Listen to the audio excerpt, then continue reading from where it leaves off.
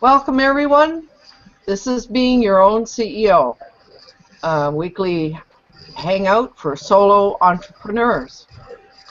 It's modeled on the Napoleon Hill's mastermind concept, and our purpose is to provide a forum for giving and receiving feedback and support, enacting some positive changes, removing stumbling blocks, and creating stepping stones. My name is Lowell Ann, and I've been in business since 1996, helping people get where they want to go. And I want to welcome everybody who has joined me here this morning. Normally we do this as just a straight hangout, but we were wanting to experiment and practice using the comment tracker. And of course you need to be doing a Hangout on Air in order to do that. So we have several of our regulars here, and I would really like to give everyone an opportunity to introduce themselves and say very briefly what they do, what is their business. So Bruce, you're on my left. I know that you're having a little bit of technical problems there, but do you want to say something just to introduce yourself? Yeah, sure. I'm Bruce McCallum. I'm a realtor with DFH Real Estate, and I also host Google Hangout real estate programs. Right on. And we, Bruce and I have been playing with and learning how to do all this Hangout stuff for quite a long time now. It must be almost a year, eh, Bruce? I think it is. I think I stumbled upon this about a year ago, and I think you were right there with me, and it's been quite an adventure learning all about this. Yeah. Fun. Lots of fun. Well, welcome, Bruce. How about you, Cheryl? You're next in the film script, so would you like to introduce yourself? Which Cheryl?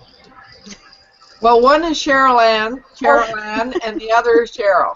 Thank you. Hi, my name is Cheryl Rull, and I'm in the process of helping people with their health, their attitude, spiritually, mentally, physically, emotionally, inside and out, with a company named Jeunesse, looking after predominantly the aging process and what you can do to help yourself along the way. Right on. Thank you, Cheryl. Cheryl Ann. Oh, we're skipping Larry. Okay. So I'm Cheryl Ann Webster, and I'm fairly new to the area, but I've been in business since 2000. It's evolved as time's gone on, but my business is The Art to Life, and I facilitate individuals and teams to really explore, express, and evolve in their personal and professional lives through coaching and facilitation. Right on. And we might say, for anybody who's wondering, Carol Ann is using one of those newfangled desks that has a tracker. So yes, I'm not really just fidgeting. I am walking. If it's too distracting, I'll switch it off. But it was going to be a busy day. I'd love to have one of those. So welcome, Cheryl Ann. And Larry, you're the one on the extreme right for me. I'm Larry Earnhardt, and my business is Alchemy Business Consulting. I'm a business coach and consultant. And what I do is I help people maximize profitability in their business. I'm also a business professor that teaches online business courses at a local university.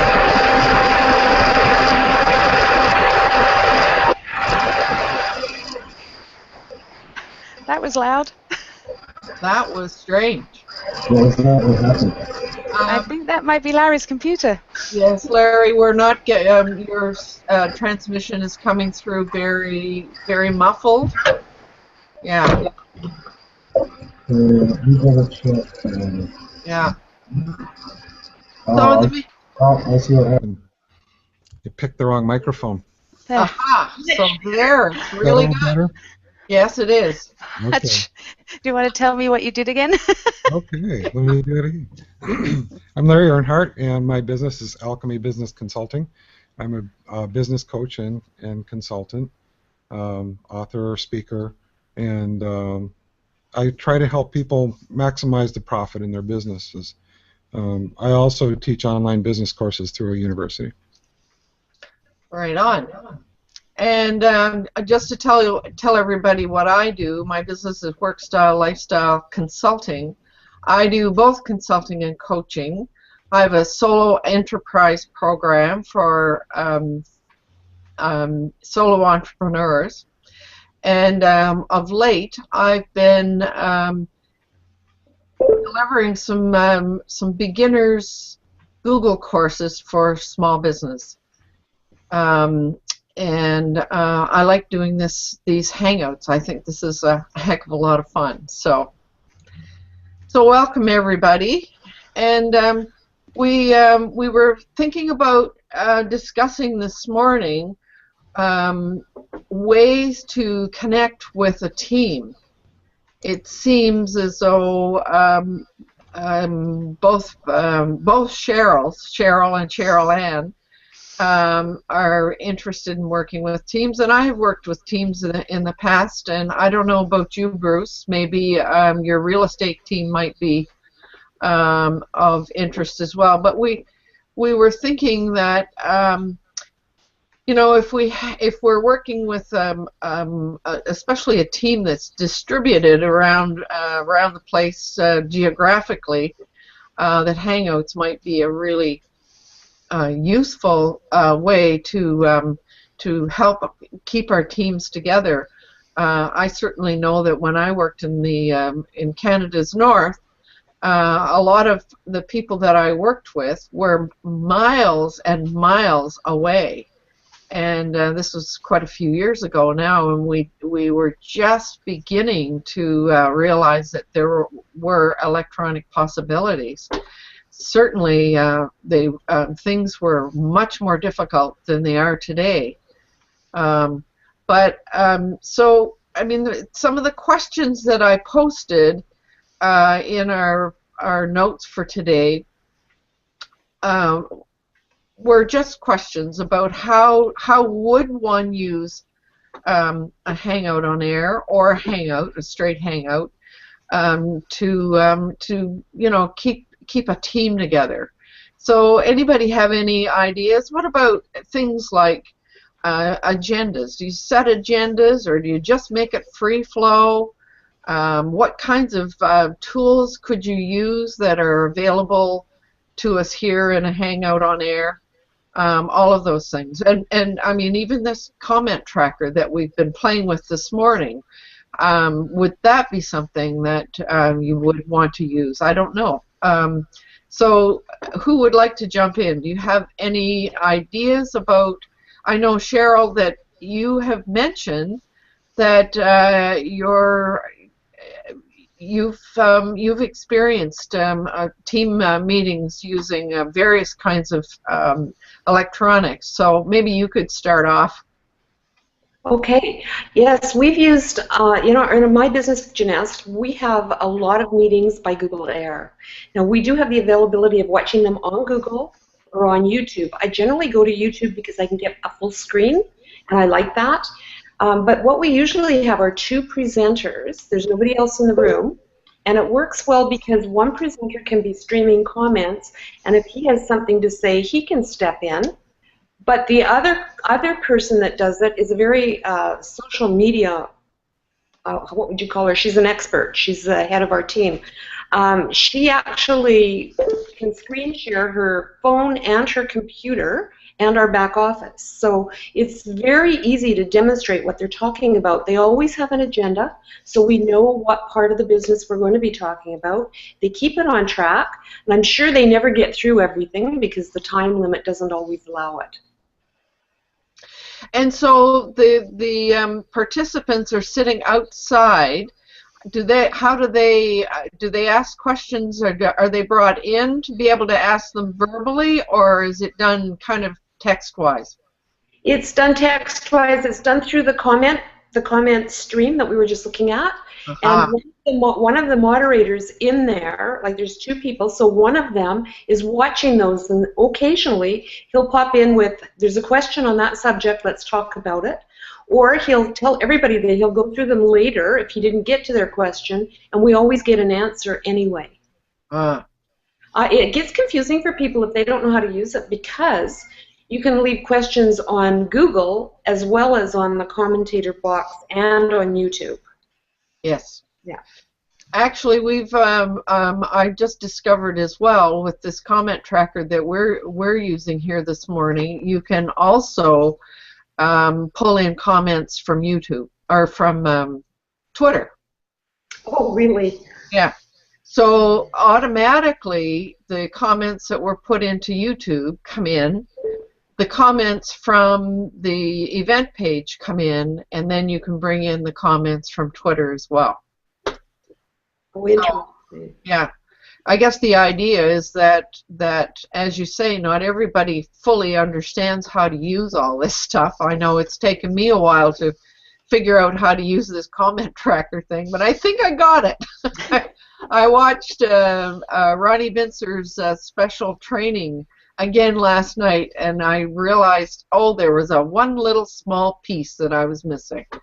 So, It's a huge difference. So, Cheryl Ann, what about you? I mean, you've worked with teams before in your life before you moved to Victoria. Can you see? Have you used an electronic version like this? Or do you see a potential? Well, my comfort zone is definitely live, in person, on site.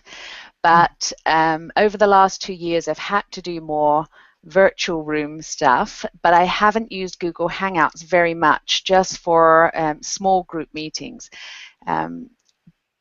When the other form that I've been using, which has been WebEx, because that's what the group uses, then of course the shared calendar is always useful. So when you invite people, if they're already part of the system, then it arrives in their calendar immediately when the meeting's going to be. You can attach the agenda, you can attach files that if they're going to do group editing and so on.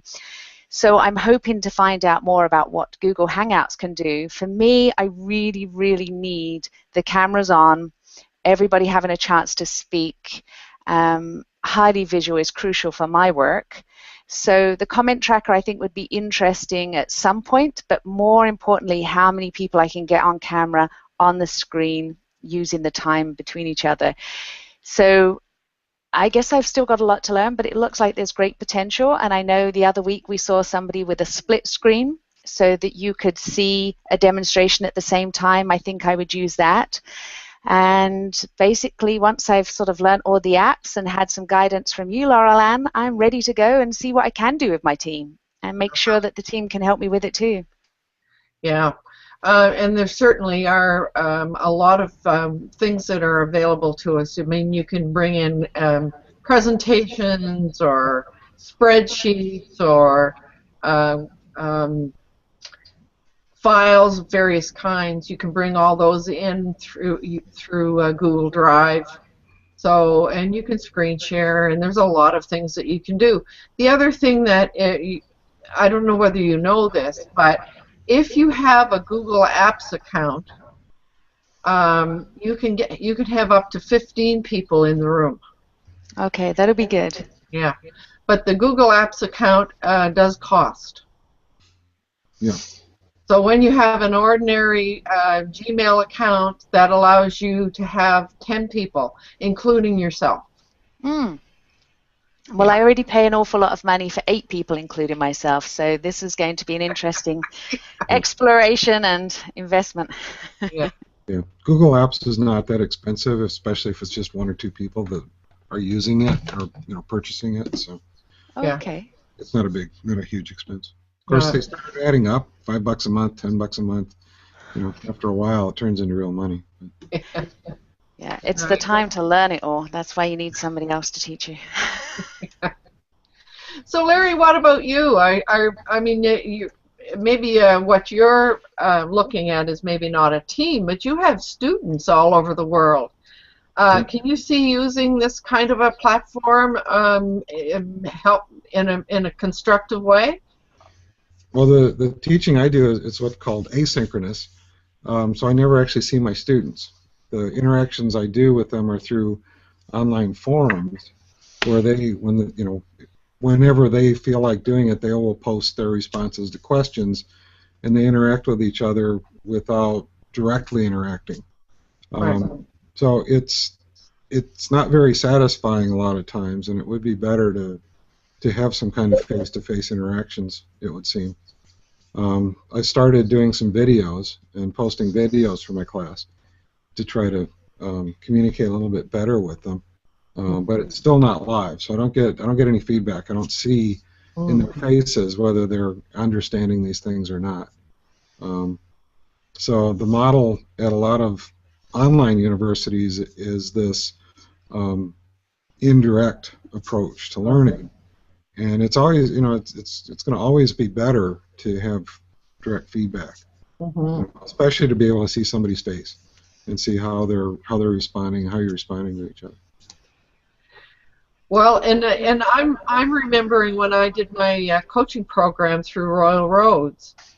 At that time, we did more teleclasses where everybody phoned into a feed, and so you got the verbal back and forth, but you didn't get the visual. I don't know whether that university has gone this route or not, because it's several years ago that I was involved, but even then, just even doing the teleclass thing, that was a real learning experience for a lot of us. Just figuring out how to make sure that you brought people in and so forth.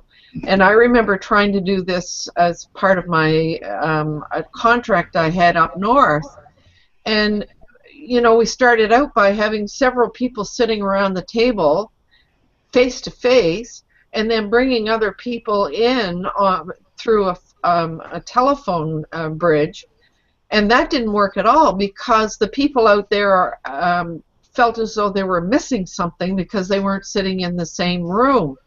So so I quickly realized that and said, okay, from here on in, everybody is going to join this. We're not going to meet face to face in the room. We're going to make it equal so that everybody feels comfortable. So going back, thinking back to that, I mean, this platform allows us to do that. I mean, everybody is here on an equal footing in a very interactive way. So yeah, it's so important, isn't it? Well, one of the issues that I've seen, though, that I've experienced, I did have some partners in my business for a while, and since they were in Vancouver and I was here in Victoria, we had to conference call, and we tried video calling, and technology got in the way. Even though they were both university professors, technology overwhelmed them, and we could never actually have a real meeting because they could never, it seems, log into Skype or log into some of these other things that we tried using, and half the meeting was spent trying to get everybody just to be logged in, and it's not like these are unintelligent people, but there's still a long way to go before the technology is relatively simple. So I don't know, let's get rid of that. But Larry, one of the things that I would guess is that there are a lot of companies that are working on their own, like they have their own systems, and they have a lot of things that lock them down and prevent them from being able to go out and do various things on the internet. And of course, we're as solo entrepreneurs, we're really lucky because we don't have those restraints. Yep. So if you're working at a university or a company that has its own server, and that server has everybody locked down in, because of security. That makes it really, really difficult for them to get out and do what we're doing here. So, yeah, that is one barrier that is still there. I mean, I know, for example, on a board I was on. Several of our members work for government, and I mean, we couldn't even send them emails, because if it was an email that didn't have to do with what they were doing, it was locked down. So even to ask them to participate in something like this, there's no way they could do that from their offices. So, Bruce, I see you, but you need to unmute yourself before you speak. I was raising my hand. Yeah. But how's my audio? Is it okay? Can you hear me okay? Yes. Oh, okay. I was just going to say that if you're dealing with a closed, we want to call it a closed community like a government, I've conducted Hangouts that other participants can be in the Hangout using their mobile phones. Aha.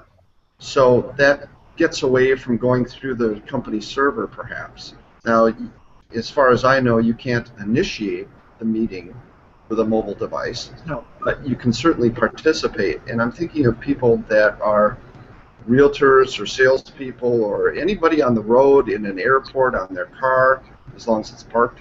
They can participate using their mobile devices. And that's a really, really good point. We ran a hangout on Sunday, a Hangout On Air on Sunday, and somebody that I had connected with wanted to do that, and she had this really, really old laptop that was still on XP and was running really, really slow and all of that. And so I said to her, well, use your iPad. And so she was able to log in and watch it on YouTube. But I'm not sure. I'm pretty I know you can participate in a video hangout using your smartphone, but I don't know. Maybe she didn't have all of the apps downloaded that she needed to in order to do it. But you're right, Larry. I mean, that is one way that we can all sort of do that, and it's going to go more and more and more in that direction. You can see even in these Google Hangouts, you can see a lot of things that are starting to be developed. That you can see that they're leaning, or they're anticipating more participation from mobile devices. So, if I can just make a quick comment too, listening to everybody in the film strip here about what we're doing with Google Hangouts is, in my opinion, infinitely more powerful than when you talk about just social media. Whether it's Twitter or Facebook or you name it, a lot of these communication methods are one way. And I think that this is a true two-way medium. And in my business, it's important to get, let's say, information out about real estate, but even more important than that is to establish relationships. And this is one way that we can easily establish a relationship with our customer base. yes. And when we do that, it forms that trust, and it forms long-lasting relationships, which is always beneficial for any business. Yeah, I mean, there's no question that this is about creating relationships, and I know from my coaching work, I use this kind of a medium all the time with my clients.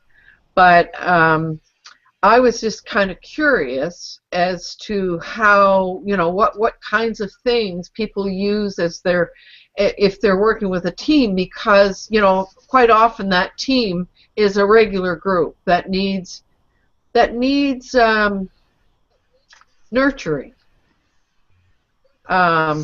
So I guess another question I had about a team is can any of you see sharing facilitation within a team? Can you see sort of sharing and working on documents and all of that? I mean, can you see that as being, does it seem like it's too complex, or do you see it as a potential?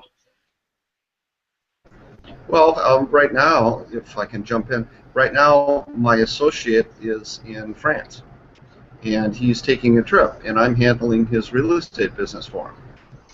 It would be really simple for me to dial him up. There might be a long distance charge or whatever, but for him to participate, for example, if I want to get his opinion on a certain listing that's coming up, and I can actually show him live the pictures of it, so we can facilitate and work together. It's anywhere, anytime. Oh, that's a fabulous idea. Wow. Well, I got something this morning from Steve Dotto, one of my favorite guys here that does some really good instructional videos, and his blog came out this morning that said he was going fishing. He was going to going to the cabin, and he was going to be there for a week, but he was going to be recording some demos and so forth while he was there.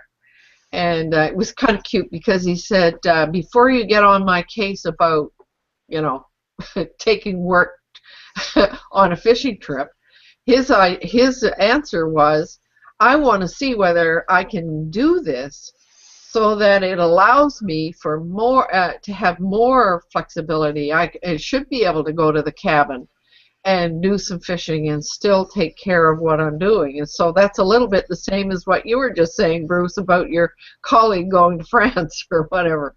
So I mean, it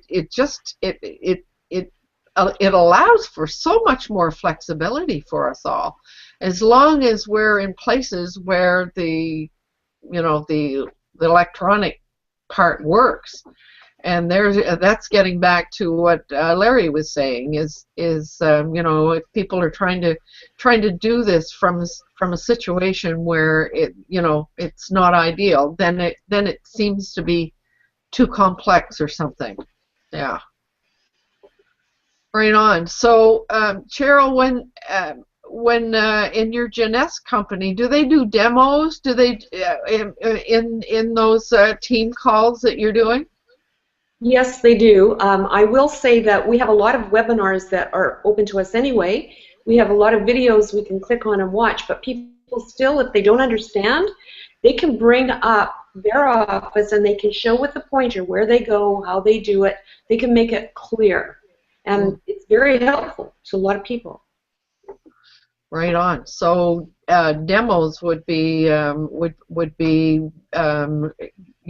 of that part that in the old days, Cheryl Ann and I yesterday were talking about, that face-to-face facilitation and all of the physical things that you can use to bring people together.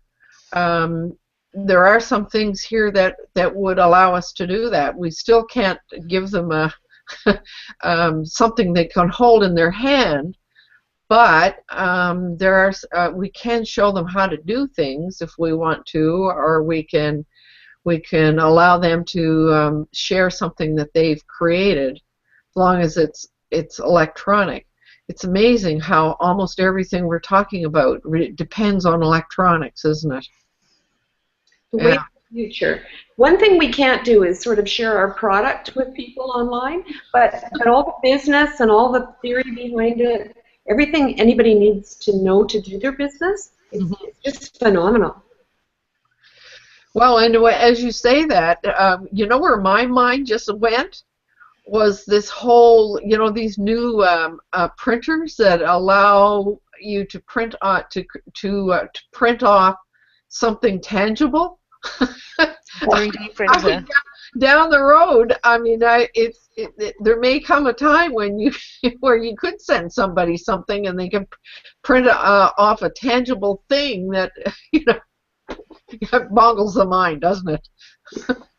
Yes.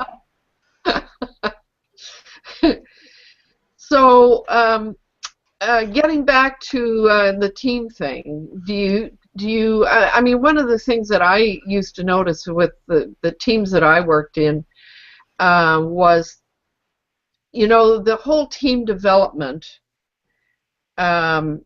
depends on everybody having a common vision and a common set of values, and each team member being made to feel that their contribution is really, really critical to the work that we're doing.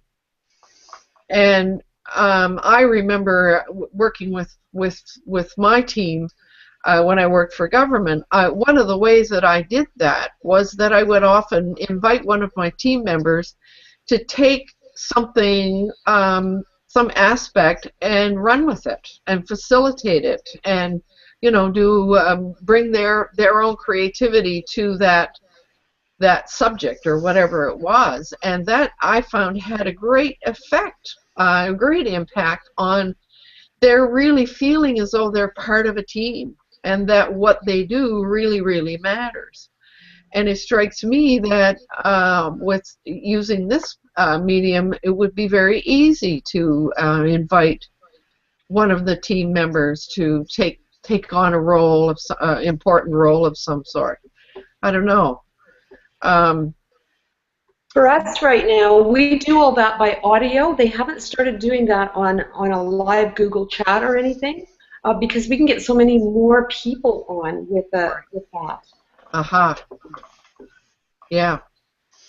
So, I guess what I mean, the sharing of getting people involved and so forth, I mean, that's going to be, as Larry said, it's really, really important, going to become more and more important for people who are studying and doing whatever. I might share with some of you something I listened to on the radio with quite a bit of interest on Sunday. The Cross Country Checkup phone-in program talked about the future of libraries. And the biggest message that came out of that was that libraries are not going to be about the books. They're going to be about the people. Mm-hmm. And so it's even with libraries, you know, there's a move toward that whole relationship thing. How do we develop and maintain the relationships? So, you know, I think we're all on the leading edge, and we can, you know, over the next decade, we're going to see some incredible advances in this regard, I think. Yeah. So I'm looking at the clock. It's about 5:02, and we've been on here for, I think, about 3/4 of an hour, and so I'm respectful of everyone's time. We're all solo entrepreneurs, and we got things to do today. So does anybody have any parting comments or observations or ideas that this conversation kind of sparked for them? So I'll start at the other end this time. Larry, what about you? I guess one thing is, like it's sort of in addition to what I had already said, is, you know, we have this comment tracker, and the gyrations we've had to go through just to get this thing up on everybody's screen. I guess this is sort of a pet peeve now of mine, is that with all the technology, this shouldn't be this hard. Mm-hmm. This should be something relatively simple. If they're going to dump something out on the public like this is not worthy of Google. This is not worthy of the company, and they're not really looking at their customers. If I was to perform like this for my customers, I'd be fired in an instant. And you know, if they want people to use things like this is a worthwhile tool. You know, you should just be able to click on it and it opens up and it works. And you know, not have to figure out, oh, I got to click on this and then I got to click on that and then I got to click. That's ridiculous. Well, So one thing I might inform you, and for everybody else's benefit, this comment tracker is not a Google product. mhm. It is an app that was developed by somebody outside of Google, but it was developed to work along with the Hangout on Air. Nonetheless, Yeah. So, and what we're doing is we're using this and manipulating it in a certain way to do certain things. And so, but I mean, in the Hangout on Air world, there are a number of new features that have been developed there. You can see that Google is, where they're headed. So, I mean, this whole thing is a work in progress. it is. Yeah. Well, thanks, Larry. And Cheryl-Ann, what about you? Any observations or parting comments that you would like to make? Yeah, I think it's what it's shown me is that with a little bit of work and some support, that this is going to be a great venue for me to expand into the virtual world rather than just stay within my comfort zone of I absolutely have to have my people in the room with me. So I think that'll be the biggest thing is I know it's useful. I know I can benefit from this. I know my clients can benefit. It's just a little daunting trying to figure it out, but thankfully there's people like you to help us with that. Well, I mean, this whole thing creates business opportunities for some people. So thanks for joining us, Cheryl-Ann. And Cheryl, what about you? Any parting comments that you would like to make?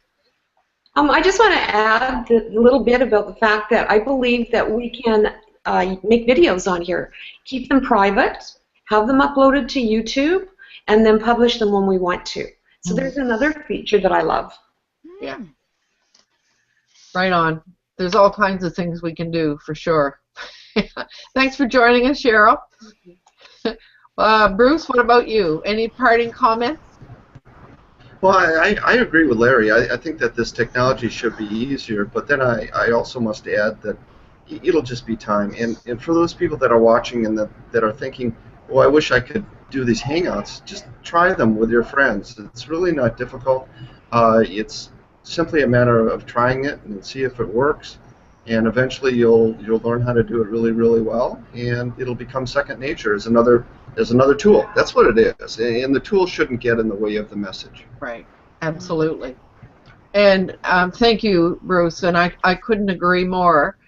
We have to take a page out of Ronnie Bintzer's book. I learned from him that when you're doing all of this, you just start somewhere, and you just do one thing. And you do it until you're comfortable with it, and then you move on and do the next thing. And as I said to Larry and Bruce in a session we had earlier this week, using this comment tracker is my next thing. So we got it. I got it. So that's why I was really celebrating this morning. So thank you all for participating. I really, really appreciate your comments and your participation, and hope to see you again next week. So signing off now, it's Lola Ann.